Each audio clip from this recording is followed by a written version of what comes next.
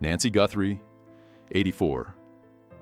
The Tucson matriarch whose sudden disappearance has captivated the nation was far more than the devoted mother and grandmother everyone believed. For more than 30 years, she maintained a secret life so carefully concealed that even her closest family, including her daughter Savannah, remained unaware. A mysterious package arriving at the Guthrie home, days after her vanishing, began to reveal a story layered in mystery, deception, and hidden passions. The contents, a photograph and cryptic message, would unlock decades of secrets and raise questions about who Nancy truly was beneath the facade of the devoted widow. The matriarch of Tucson. After the death of her husband, Charles, in 1989, Nancy became the pillar of her family. Left widowed at 47 with 3 teenagers, she turned her modest ranch-style home in the Catalina foothills into a sanctuary of stability. Neighbors remember her as tireless and selfless, working part-time as a bookkeeper while volunteering at church and instilling values of faith, humor, and resilience in her children. Savannah, Annie, and Cam saw her as a steadfast mother who faced life's challenges head-on. To the outside world, she was the ultimate maternal figure, quietly shaping a family destined for success while sacrificing her own desires. The envelope that changed everything. On February 6th, 2026, an unmarked envelope arrived at Savannah's New York doorstep, just days after Nancy disappeared. Inside was a faded photograph of a younger Nancy, arm in arm with a man unknown to her family, outside a Santa Fe cafe. The back bore a cryptic message. Ask about Elena. This single artifact cracked open a hidden world. Savannah shared the photo with her siblings over a video call, sparking confusion and fear. Dates indicated it was taken in 1992, 3 years after their father's death. Questions of identity and secrecy immediately emerged, hinting at a double life that had remained hidden for decades. The meeting that sparked a parallel life. Nancy's secret life began in 1991 during a rare solo trip to Santa Fe for a church retreat. Still grieving Charles, she met Victor Ramirez, a 45-year-old artist and gallery owner from Mexico City. Victor, a widower who fled political unrest, led a free-spirited artistic life far removed from Nancy's structured world in Tucson. Their connection over shared loss blossomed quietly.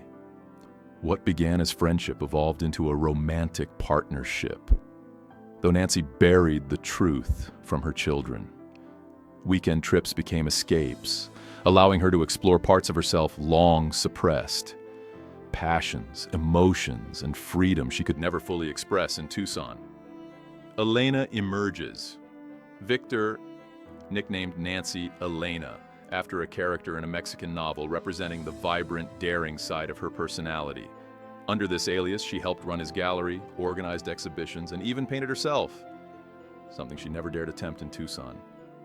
Nancy compartmentalized these two worlds carefully. Tucson for duty, Santa Fe for passion. Letters exchanged between Nancy and Victor were kept hidden in a locked box, a tangible record of her secret identity. Over the years, the alias Elena became as real as Nancy herself, a private rebellion against decades of widowhood, responsibility, and personal sacrifice. Financial threads and small acts of rebellion. By 1995, Nancy's secret had deepened. She opened a small bank account in Santa Fe under the Eleni identity, transferring modest sums from her bookkeeping work to support Victor's gallery. While seemingly minor, these transactions symbolized her stake in a hidden world. Weekend trips were carefully planned, stories fabricated to explain her absences. She danced at fiestas, debated philosophy, and lived emotionally unrestrained. Victor introduced her to a circle of artists and thinkers, further solidifying her secret life. Nancy's carefully balanced double existence was a mix of freedom and guilt, with every weekend in Santa Fe providing oxygen for her hidden self. Balancing duty and desire. Nancy's Tucson life continued uninterrupted. She baked for grandchildren, attended church potlucks, and maintained the image of unwavering devotion to her children. Yet, her weekends as Elena provided a release, an outlet for creativity and human connection. She navigated these dual identities with precision, shielding her family from the complexity of her desires. As Savannah began her journalism career, Annie and Cam started their own adult lives. Nancy's clandestine freedom deepened. Despite the strain, she rationalized secrecy as protection, ensuring her children could grow without disruption, even as her own heart sought connection elsewhere. Escalation and expansion of the double life. By the early 2000s, Nancy's identity as Elena became fully developed. She held a New Mexico driver's license, secured a post office box, and occupied a small studio in Victor's gallery. She curated shows, organized events, and managed finances, all under her assumed identity. Locals knew Elena as elegant, witty, and elusive, never suspecting her connection to a high-profile family. Meanwhile, in Tucson, Nancy maintained her image as the dedicated mother and widow. Her letters described the exhilaration and relief of being Elena, revealing a woman who balanced joy and responsibility in a life deliberately split in two, all while keeping her secret intact. Strains, anxiety, and the pandemic over time, the stress of living a double life, took its toll. Victor recounted arguments over Nancy's guilt and reluctance to reveal herself to her children. Pandemic lockdowns intensified her anxiety, trapping her in Tucson and limiting her Santa Fe escapes. Secret encrypted communications with Victor became a lifeline, reflecting her divided existence. By January 2026, she sensed danger, feeling watched and followed. Odd calls and sightings heightened her paranoia, previously dismissed as medication-induced. These fears, the FBI now believes, may have been real, a harbinger of the threat that would eventually lead to her disappearance. Financial anomalies and blackmail suspicions. Investigators examining Nancy's finances uncovered irregular transactions. While small deposits and withdrawals reflected normal support for Victor, a $5,000 wire to Mexico in December 2025 raised alarms. The FBI suspects blackmail may have targeted her secret. Someone might have discovered her hidden life, perhaps through Victor or local acquaintances. The locked box containing letters and photographs was missing from her Tucson home, further indicating foul play.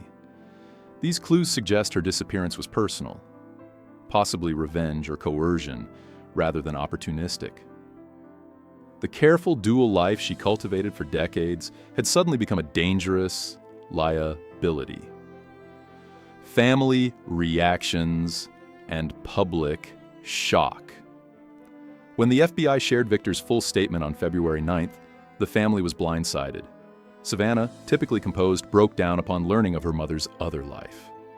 Annie and Cam struggled to reconcile the woman they knew with the enigmatic Elena. Friends and peers, including public figures who had interacted with Savannah, expressed shock at the revelation. Online reactions ranged from fascination to speculation about motives. Public perception of Nancy shifted overnight, from devoted widow to secret lover and artist. The family released a brief statement emphasizing privacy, but the narrative of her hidden life had already captured public attention. The investigation widens. The FBI continues to trace leads, investigating the mysterious wire to Mexico, interviewing Santa Fe contacts, and canvassing Tucson neighbors for sightings. Tips about a man near Nancy's home have emerged, raising questions about blackmail or a personal vendetta. Victor's testimony underscores the personal risks Nancy faced, living a life that few understood. Investigators are considering every angle, from jealous rivals to opportunistic criminals exploiting her secret. Nancy's story is no longer just about disappearance. It's a cautionary tale of secrecy, passion, and the potential consequences of living a double life that even her family could not foresee. Conclusion: the cost of a secret life. Nancy Guthrie's vanishing is the culmination of decades balancing duty and desire. Her Tucson life reflected devotion, stability, and family loyalty, while Santa Fe allowed her freedom, creativity, and love. For 30 years, she managed both worlds, leaving only letters and faint traces behind. Yet the very act of hiding created vulnerability.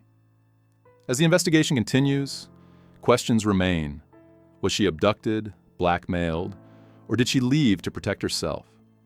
Her story is a stark reminder that even the most composed lives may hide profound, unimagined depths.